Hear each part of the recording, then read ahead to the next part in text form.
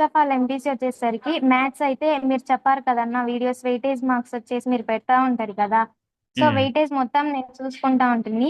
ఆ వెయిటేజ్లలో ప్రతి ఒక్క వీడియో విని ఆ వీడియో అంతా చేసిన తర్వాత దాని తర్వాత నుంచి షార్ట్ కట్స్ కూడా పెట్టారు కదా అన్న మీరు.